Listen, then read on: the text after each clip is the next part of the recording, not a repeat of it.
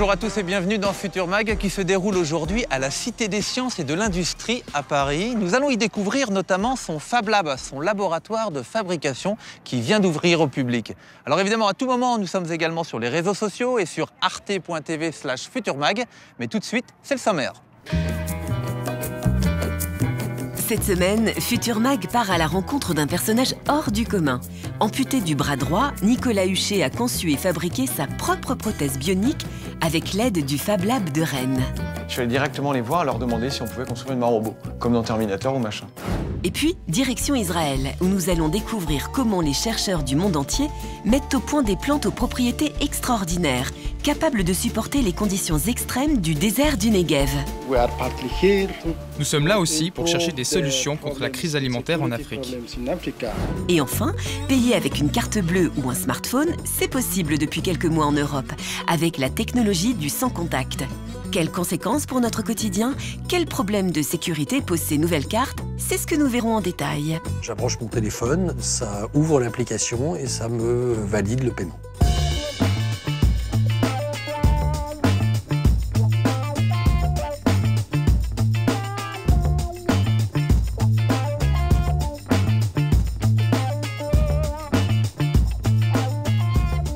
Notre rubrique Homme nous emmène aujourd'hui au cœur des Fab Labs, comme celui-ci, à la Cité des Sciences. David Forgeron, bonjour. Vous êtes le responsable de cet espace. Tout d'abord, expliquez-moi ce qu'est un Fab Lab concrètement. Un Fab Lab, c'est un espace de fabrication dans lequel chacun peut venir avec une idée, un projet pour venir le réaliser. Ça peut être un simple concept, essayer de le faire mûrir et d'arriver jusqu'à un prototype ou un objet très concret qu'il va pouvoir après ramener chez lui. Ici, on trouve des conseils et du matériel, c'est ça ? Oui, tout à fait. Alors déjà, on essaie de mettre en relation les gens les uns avec les autres parce qu'on a des gens qui ont des forts savoir-faire, d'autres justement qui ont des problématiques. Donc déjà, la première chose, c'est vraiment de faire en sorte qu'ils se rencontrent et qu'ils discutent pour qu'il puisse y avoir justement cet échange. De plus, donc, on va mettre à disposition un certain nombre d'équipements, que ce soit donc des découpeuses vinyles, découpeuses laser, fraiseuses à commande numérique, mais également aussi des imprimantes 3D qui vont permettre, en partant d'un fichier numérique, d'arriver jusqu'à un objet en 3 dimensions en volume. Et ça, c'est une imprimante 3D. Ça, c'est une imprimante 3D qu'on a fabriquée ici. Et donc là, on a un objet qui est imprimé avec cette machine qui va permettre justement de fabriquer une autre imprimante 3D. Alors, si vous voulez bien, on va maintenant faire la connaissance d'un jeune homme qui illustre bien l'état d'esprit des Fab Labs. Nicolas Huchet a été amputé de sa main droite et il a décidé de fabriquer lui-même sa prothèse bionique. Et c'est cette histoire, une histoire impressionnante, incroyable, que nous allons découvrir maintenant.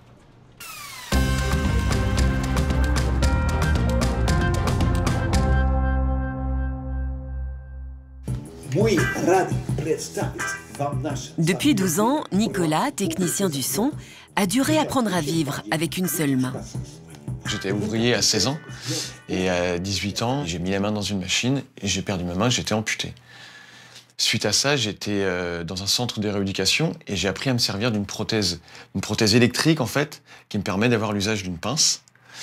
Et ce qui se passe, c'est que actuellement j'ai une prothèse esthétique, donc qui ne bouge pas parce que ma prothèse électrique, elle est en panne. Le jour où elle tombe en panne, il se passe plusieurs mois avant de la récupérer. Et c'est là qu'on se rend compte qu'il y a une dépendance. Donc c'est compliqué. Ensuite, il y a des nouvelles prothèses qui sont beaucoup plus innovantes sur le marché, qui ne sont pas remboursées par la sécurité sociale et qui coûtent 60 000 € et plus, quoi. Et ensuite, tout ça, moi, ça m'a donné envie, en fait, de participer à un projet, de faire évoluer les choses. Voilà. L'idée de Nicolas, fabriquer sa propre prothèse. Un défi technique qui dépasse ses compétences. C'est au LabFab, laboratoire de fabrication de Rennes, qu'il trouve finalement l'aide nécessaire. Salut! Comme des centaines de Fab Labs dans le monde, il s'agit d'un lieu ouvert à tous. Les participants s'entraident, partagent leur savoir-faire et utilisent ensemble les outils de fabrication pour donner corps à leur projet. Je suis allé directement les voir et leur demander si on pouvait construire une main robot, comme dans Terminator ou machin. Donc ils m'ont pris au sérieux plutôt que de répondre en déconnant. Et puis quand ils ont vu que j'avais un handicap, que j'avais effectivement une prothèse, là ils m'ont carrément harcelé de questions, à me demander comment ça fonctionnait et que ouais, on pourrait construire une main. Et qu'en plus ils avaient des projets sur le handicap dans le Fab Lab de Rennes. Donc ils étaient super branchés, quoi. Voilà, ils sont tout de suite intéressés vraiment à ça. Donc moi, quand je suis reparti de ce rendez-vous, c'était vraiment... je voyais la vie autrement, quoi. En fait, vraiment. Je voyais les choses autrement. Dans le Lab Fab, on trouve des personnes de tout horizon. Des étudiants, des demandeurs d'emploi, des ingénieurs, des retraités. C'est le seul endroit que je connais aujourd'hui où on ne te demande pas un diplôme pour intégrer la structure. On va t'apprendre à te servir des machines, puis tu vas réaliser toi-même ton propre projet. On est vraiment dans le faire, quoi. Cette communauté des makers, ceux qui fabriquent eux-mêmes leurs objets, a ses outils fétiches. Le premier maillon de la chaîne de fabrication est souvent Internet. Et si j'installais Mass Maker ? Des sites de partage d'objets permettent de télécharger les plans sur le principe de l'open source, c'est-à-dire en accès libre et librement modifiable. Donc là, on a tout un tas de mains. Voilà, et nous, on est parti sur celle-là. Et là, tu télécharges. Cette main est l'œuvre de Gaël Langevin, un designer parisien qui a décidé de partager son savoir-faire en ligne. Depuis 27 ans, Gaël crée des objets pour le cinéma et la publicité. En parallèle, pour son plaisir, il dessine et construit de toutes pièces le robot InMove. Il met les plans sur Internet en accès libre pour que tout le monde puisse les reproduire. Et à sa grande surprise, il est alors submergé de demandes pour transformer la main du robot en prothèse. Une application pour laquelle elle n'est pas conçue. Et parmi toutes ces demandes, celle de Nicolas.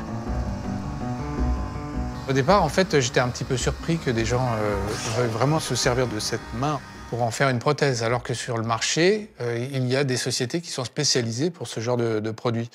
Mais une fois que j'ai découvert le prix de ces mains qui sont spécialisées, qui sont vraiment fabriquées exprès pour être des prothèses, c'est là où je me suis dit, franchement, il y a quelque chose à faire. On peut développer, on peut faire une main qui sera low cost, peut-être pas la panacée, mais quelque chose qui sera utile pour tous les jours. Salut Nico. Salut Gaël. Convaincu par le projet de Nicolas, Gaël travaille avec l'équipe du Lab Fab aux modifications nécessaires pour faire de la main InMove une prothèse fonctionnelle. Fidèle à l'esprit open source, il diffuse ses trouvailles librement. Oui.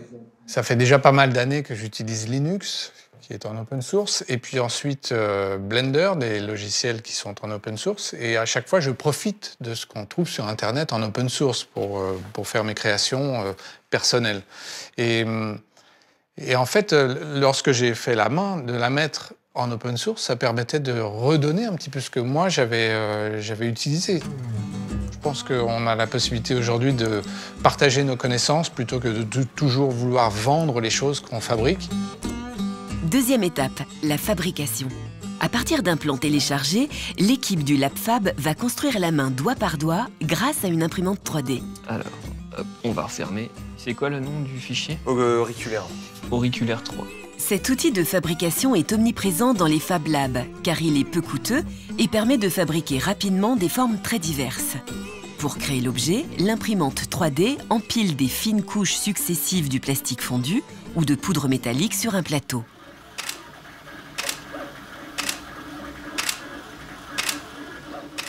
Troisième étape. Une fois la main assemblée, il faut à présent créer un système motorisé, permettant à Nicolas de contrôler à sa guise l'ouverture et la fermeture des doigts. C'est la différence majeure entre la main robot originale et la prothèse.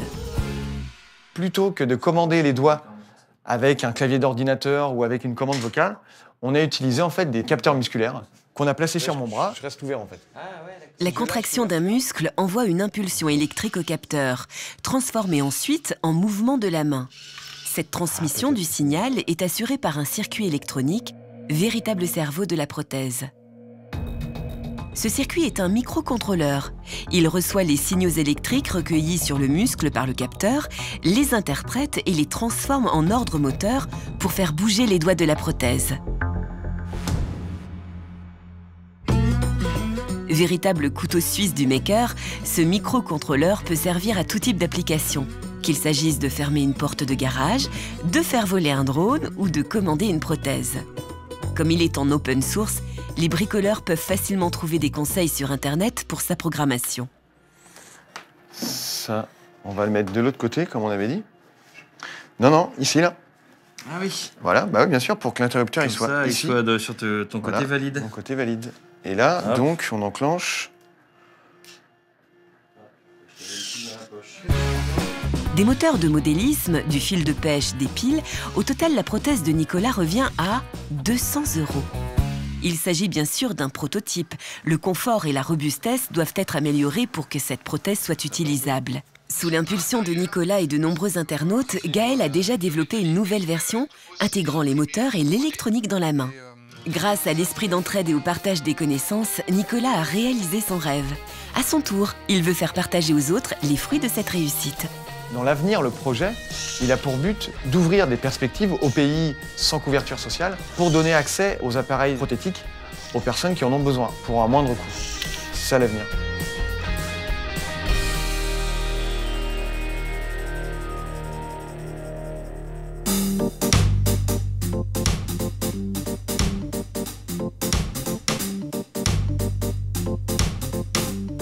De retour au Fab Lab de la Cité des Sciences avec David Forgeron. Alors, est-ce que ça veut dire, si on garde l'exemple de la prothèse, que l'on peut se passer des industriels?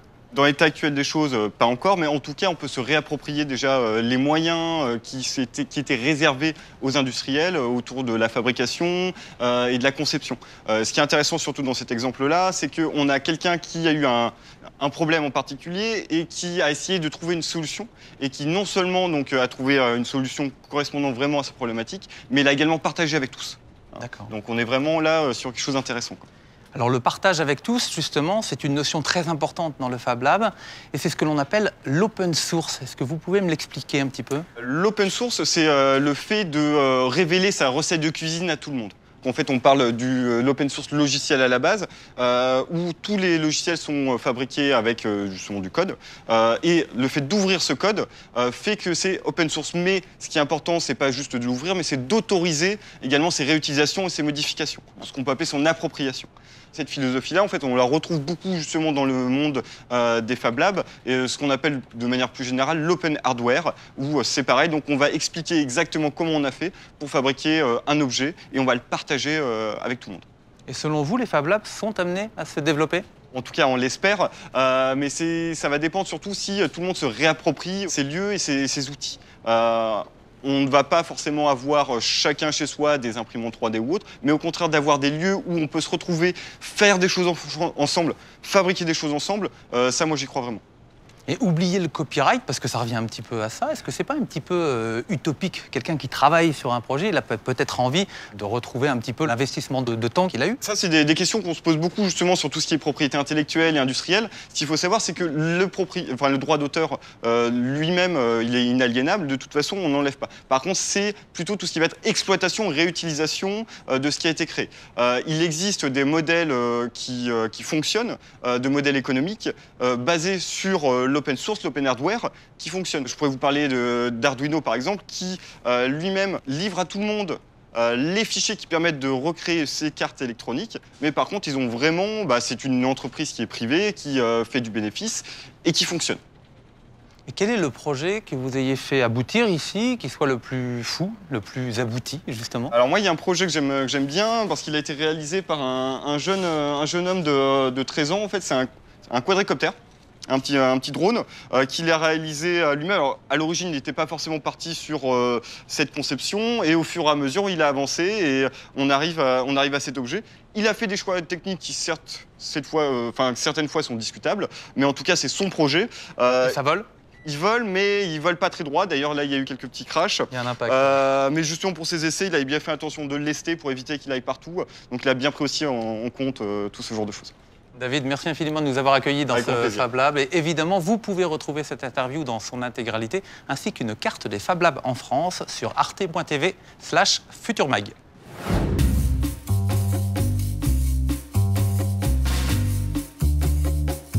Pour notre rubrique Terre, nous sommes dans les serres de la Cité des Sciences, car nous allons parler du moyen de faire pousser des plantes en plein désert, un enjeu majeur de la recherche, car le phénomène de désertification est en pleine progression. Nous faisons le point sur ce problème en animation. L'aridité d'une région se mesure à ses précipitations.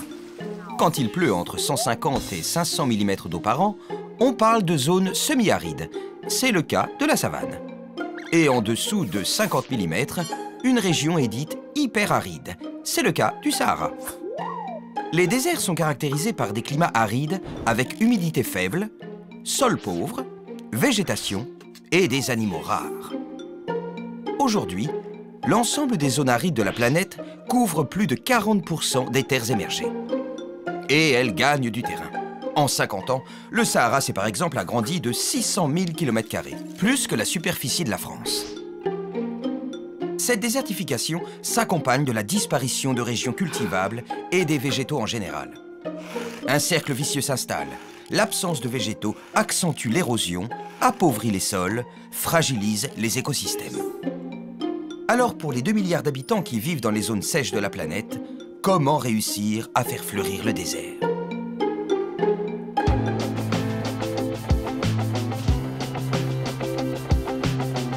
Près de 2 milliards de personnes sont concernées par la désertification. Alors, comment lutter contre le phénomène? Nous partons tout de suite en Israël, dans le désert du Negev, pour y découvrir les pistes les plus prometteuses sur le sujet.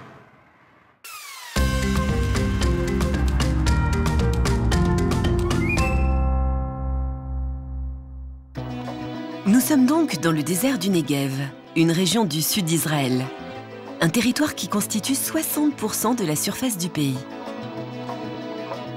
Au volant de ce véhicule, le professeur Shimon Gepstein.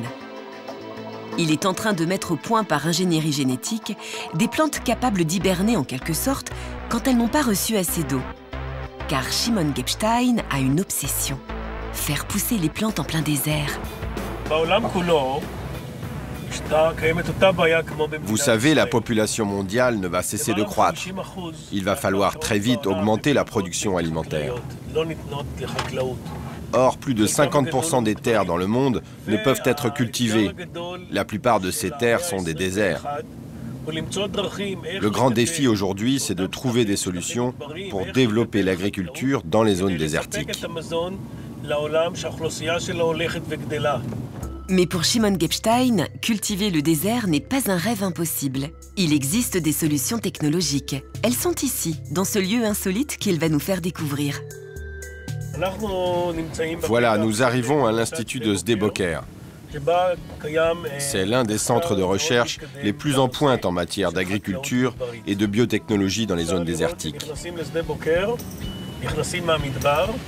Regardez, ici on se trouve vraiment dans un oasis. Ici, des scientifiques du monde entier travaillent à faire fleurir les déserts. Ils développent des inventions révolutionnaires. Ils travaillent sur la modification génétique des plantes ou sur d'autres méthodes. Ils sont anglais, italiens, américains. Ils viennent aussi d'Afrique, du Ghana ou d'Éthiopie par exemple, ou encore d'Asie, d'Inde ou de Chine. Ces chercheurs chinois luttent contre la désertification en Mongolie. Ici, vous trouvez des chercheurs originaires du monde entier, mais surtout de pays qui rencontrent le même type de problème qu'Israël. Ils travaillent sur des techniques qu'ils pourront ensuite appliquer dans leur pays.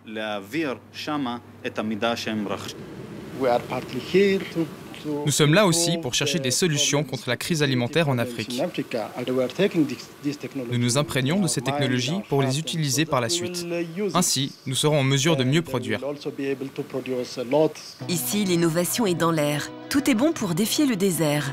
À quelques pas de l'Institut, par exemple, on réalise un véritable exploit technologique. Des vignes en plein désert. On a simplement greffé à ces vignes la racine d'un autre cépage, une racine ultra résistante. Il nous faut une racine qui résiste au stress climatique, notamment à la sécheresse et à l'eau salée. Regardez, c'est un Cabernet Sauvignon. Bon là c'est l'hiver, il ne fleurit pas. Voyez sa racine. Elle n'est plus celle d'un Cabernet Sauvignon, mais celle d'un Roggieri. Nous avons opéré une greffe avec la racine d'un autre cépage qui, elle, s'adapte aux conditions climatiques du désert. Vous pouvez d'ailleurs observer ici une jonction entre la racine et le reste de la plante.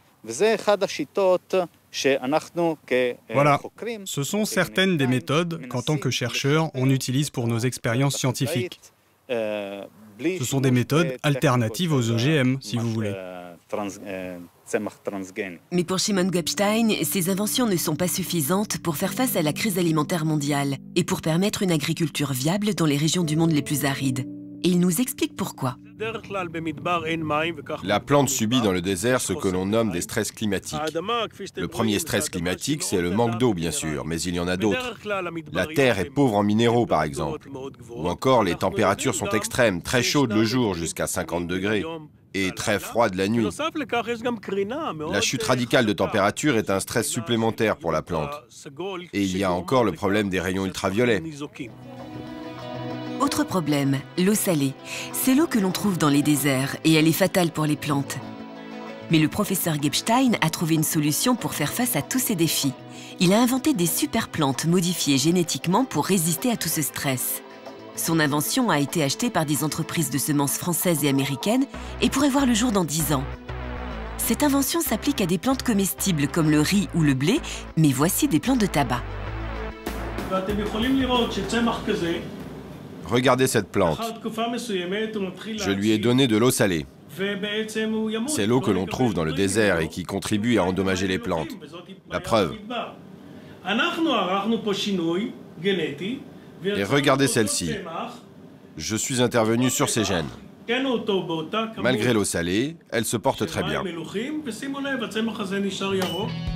Le professeur Gebstein augmente le taux de cytokinine de la plante, l'hormone végétale de croissance. Cette manipulation agit à la fois sur sa longévité comme sur sa résistance. Ainsi, elle peut supporter une sécheresse d'1 mois. Je manipule l'hormone de jeunesse de la plante. Je n'introduis rien de nouveau dans la plante. Cette hormone se trouve déjà en elle. Par contre, je lui permets d'agir plus longtemps. Et grâce à cette simple intervention, la plante résiste au stress climatique. Elle continue de vivre alors que normalement, dans des conditions de stress, elle serait condamnée à mort. En général, quand une plante se trouve dans une région de grande sécheresse, le taux de cette hormone de jeunesse chute. Eh bien moi, j'empêche cette chute. Le professeur est persuadé que son invention est l'une des solutions à la crise alimentaire mondiale. Mais au fait, comment ça marche?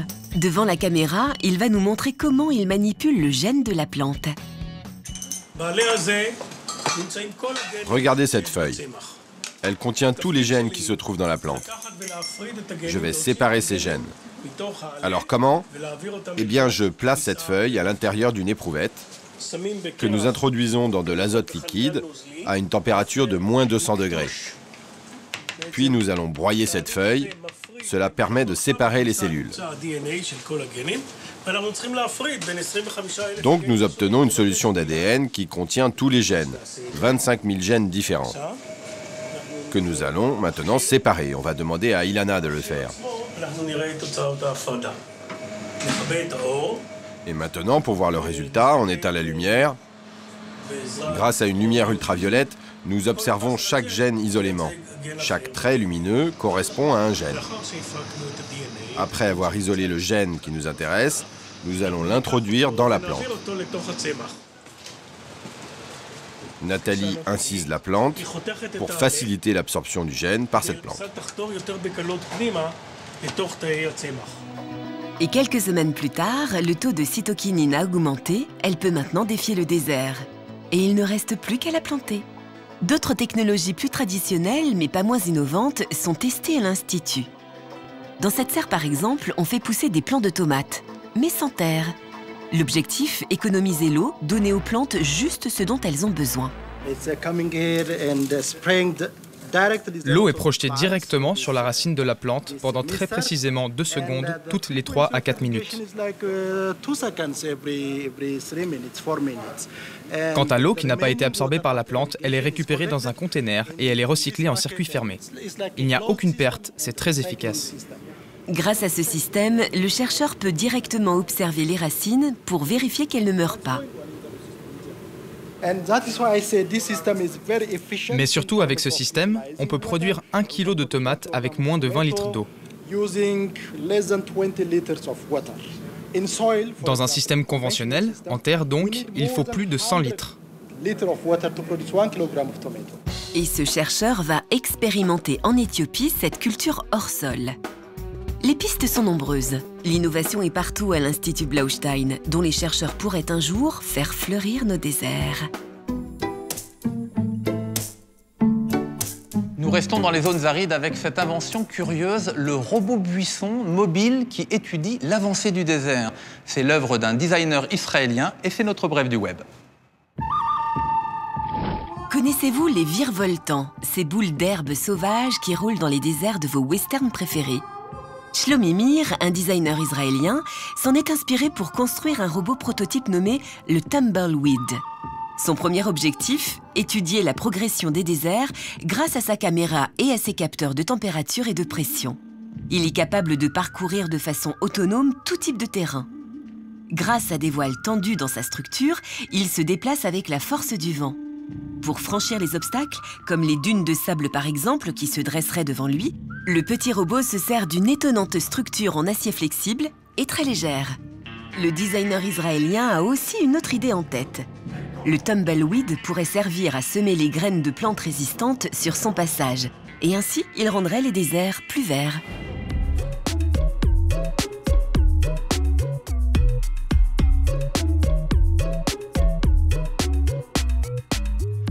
Dans notre rubrique objet, aujourd'hui, nous allons évoquer une nouvelle technique pour faire ses courses sans mettre la main à la poche. Alors, je ne vous cache pas qu'à la fin, le compte est quand même débité. Cette technique, c'est le paiement sans contact par carte bancaire ou smartphone. Alors, comment fonctionne cette technique? Est-elle vraiment sans risque? Et quels avantages pour le consommateur? C'est ce que nous allons voir tout de suite.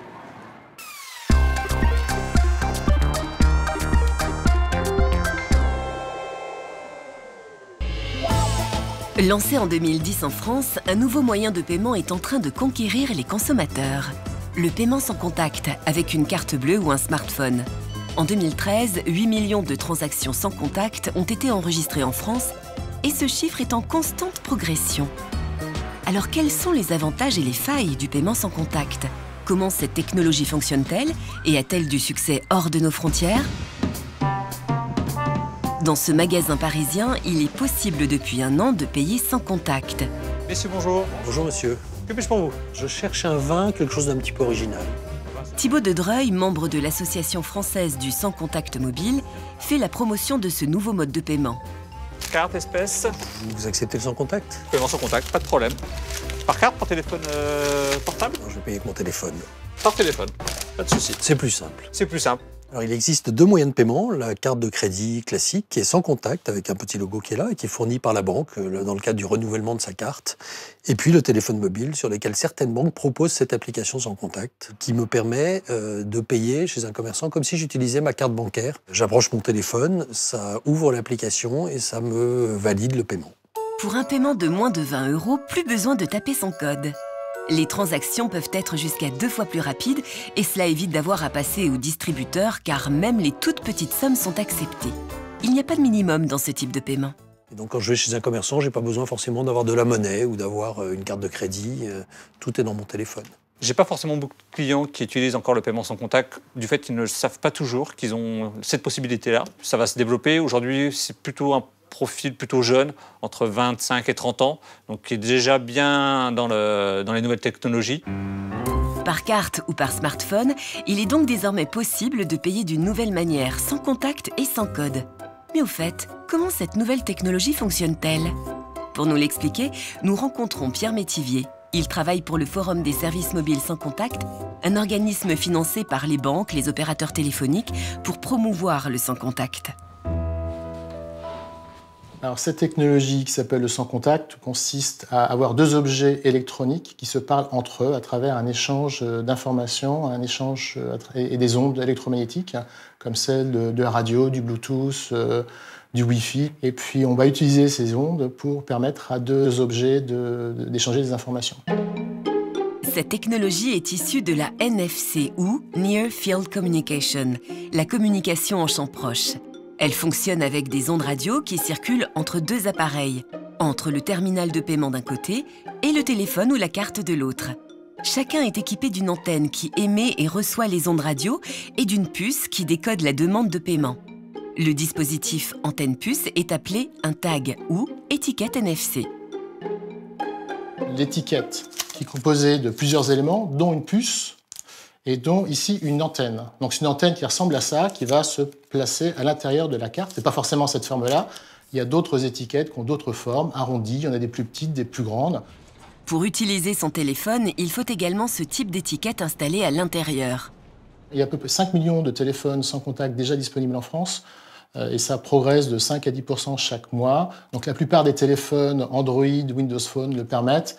Et il manque bien sûr l'iPhone qui n'est pas encore sans contact. Avec 5 millions de portables compatibles et 21 millions de cartes sans contact en circulation en France, cette technologie se répand. Mais qu'en est-il de la sécurité de ce nouveau moyen de paiement sans contact? Gilles Noireau est expert en sécurité informatique et selon lui, cette nouvelle technologie comporte des failles. Et pour le prouver, il va faire une démonstration de piratage d'une carte de paiement. Donc la situation qu'on pourrait imaginer, c'est par exemple dans les métros ou dans une place bondée de personnes. Du coup, l'attaquant vient avec son programme et tout son matériel pour réaliser l'attaque. Avec très peu de connaissances informatiques et un investissement minimum, tout le monde peut pirater une carte. Il suffit d'une clé USB dotée de la technologie sans contact qui permet de lire toutes les étiquettes NFC. Donc ici, le matériel dont je dispose nous permet de faire une attaque à quelques centimètres de l'utilisateur. Donc ici, on va dire environ 3 cm, avec une clé NFC qu'on s'est procurée sur Internet pour une quarantaine d'euros. Et avec un simple programme qu'on trouve sur Internet en libre accès, on peut récupérer différentes informations utiles pour le paiement.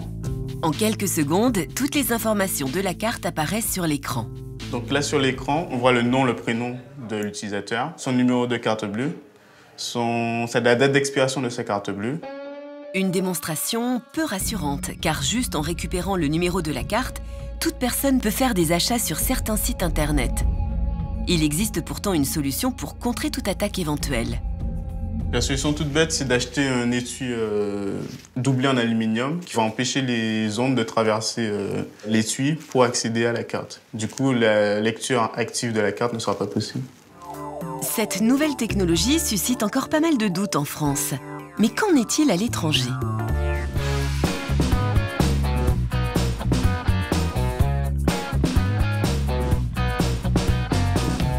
Direction le Royaume-Uni. Ici, les consommateurs se posent beaucoup moins de questions. Le paiement sans contact par carte fait partie de la vie quotidienne. En 2013, il y a eu 4 fois plus de transactions avec des cartes sans contact qu'en 2012. Dans ce pub typiquement british, le paiement sans contact par carte est proposé aux clients depuis 9 mois. Et il fait un tabac. Le pourcentage des clients qui utilisent ce type de paiement est de 40%. C'est facile et rapide. Les clients n'ont pas besoin d'attendre pour boire un verre. Ils ne traînent plus au bar.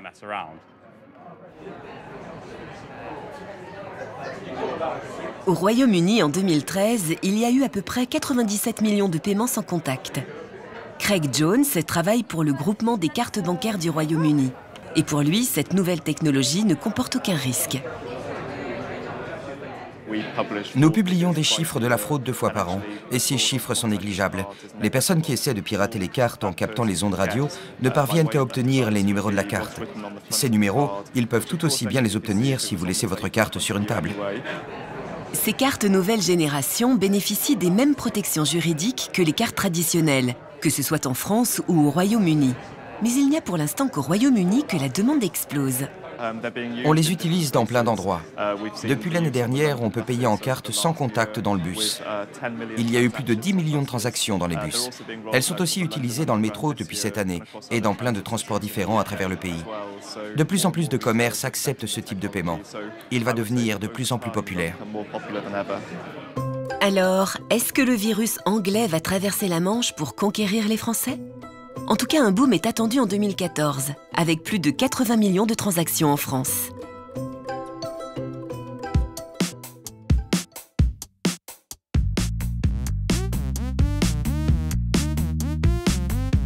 Je suis maintenant en compagnie de Laurence Allard. Bonjour. Bonjour. Vous êtes sociologue de l'innovation et vous avez mené une étude à Strasbourg sur le paiement sans contact. Quelles sont les conclusions générales de cette étude? Par exemple, paradoxalement, le NFC, c'est une technologie qui est invisible. Le NFC? Donc c'est la Near Field Communication, communication en champ proche. Donc c'est une puce qui est donc dans les cartes bleues. Et dans les cartes SIM des téléphones. Dans les cartes SIM des téléphones. Elle est invisible, mais en même temps, elle est nouvelle. Et donc, pour rendre compte de ce caractère de nouveauté, il faut le dire et il faut le montrer. Est-ce que confier une opération bancaire à un opérateur de téléphonie est une source d'inquiétude? Alors, le mobile est l'outil le plus personnel. Il est à la fois couteau suisse, mais cette fonctionnalité en trop est parfois perçue, mais ce qui n'est pas le cas de tous les usagers. Mais est-ce que votre étude a révélé une réticence à l'utilisation de cette technologie, qu'elle soit sur le portable ou qu'elle soit sur une carte bancaire? Tout ce qui relève de la dématérialisation et des paiements électroniques, etc., qui sont en effet porteurs de tout un imaginaire du risque, mais bon, qui est également à l'œuvre dans le paiement par carte bancaire. Vous avez eu le même type de réflexion. Alors justement, la sécurisation, est-ce que ça, c'est un frein à l'acceptabilité du paiement sans contact? On s'aperçoit que justement, pour sécuriser le paiement sans contact, il y a toute une sécurisation que moi j'appellerais relationnelle, c'est-à-dire qu'il faut inventer tout un ensemble de gestes et de rituels qui vont mettre en confiance le client, notamment parce que le commerçant va se saisir de la carte, va la passer. Donc ce n'est plus forcément le client qui va taper son code, mais il est parfois dessaisi de la carte.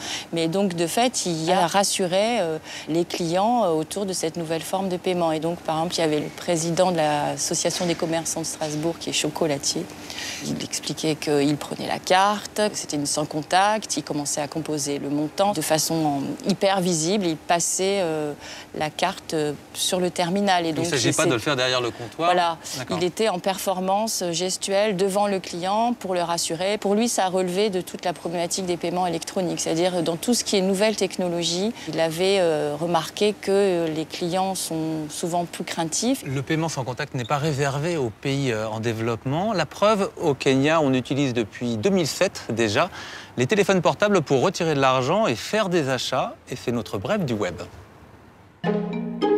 Au Kenya, pays de 45 millions d'habitants, seuls 4 millions d'entre eux possèdent un compte en banque, un véritable frein à l'économie locale. Un opérateur télécom kényan a donc développé en 2007 M-Pesa. Ce service de monnaie mobile pour les non bancarisés permet d'effectuer des transactions financières à partir d'un téléphone ordinaire. Pratique, peu cher et sécurisé, le système est simple. Le client dispose d'un compte sur sa carte SIM sur lequel il peut verser de l'argent, en recevoir ou le transférer à un tiers. En milieu rural, les échanges sont facilités comme sur ce marché où on achète des vaches avec son téléphone. Ce service, qui compte déjà plus de 15 millions d'utilisateurs, représente une solution très concrète pour les 2,5 milliards de personnes non bancarisées dans le monde. Le paiement par téléphone portable est très répandu au Kenya. Pourquoi ne l'est-il pas en France? Parce qu'il n'y avait pas d'agence bancaire aussi répandue qu'en France. Et donc, il y avait toute une partie de la population qui n'avait pas accès aux agences parce que soit elles étaient inexistantes, soit parce qu'ils étaient aussi trop pauvres pour intéresser les banquiers à l'ouverture de comptes. Et donc, grâce à la monnaie mobile, il y a eu un mouvement qu'on appelle d'inclusion financière des plus pauvres, c'est-à-dire de bancarisation de toute une partie de la population. Et donc aujourd'hui, M-Pesa concerne 70% de la population kenyane et représente 25% du produit national brut. C'est-à-dire que là où le système bancaire est peu dense ou un peu en difficulté, c'est le paiement mobile qui s'installe. Oui, voilà. C'est intéressant parce que ça crée des services financiers contigus, comme on dit. C'est-à-dire, par exemple, vous avez un calculateur d'économie pour pouvoir accoucher en clinique qui s'appelle Mamabika. Vous avez des systèmes d'assurance pour les agriculteurs qui se sont plugués à M-Pesa. Et donc, c'est un levier de croissance parce que ça crée des services financiers sur ce qu'on appelle l'économie de la contiguïté, qui est un nouveau modèle bancaire qui est né du paiement mobile tel qu'il s'est développé en Afrique. Et ça fait de l'Afrique donc un innovateur du point de vue technologique. Laurence Allard, merci infiniment d'avoir répondu à nos questions. Et vous pourrez retrouver évidemment la totalité, l'intégralité de cette interview sur arte.tv/futurmag. Voilà, on arrive au terme de cette émission qui continue sur les réseaux sociaux et sur arte.tv/futurmag. N'hésitez pas à vous connecter. Nous, on se retrouve sans faute la semaine prochaine, à la même heure, mais pas au même endroit, évidemment. Allez, salut und bis bald.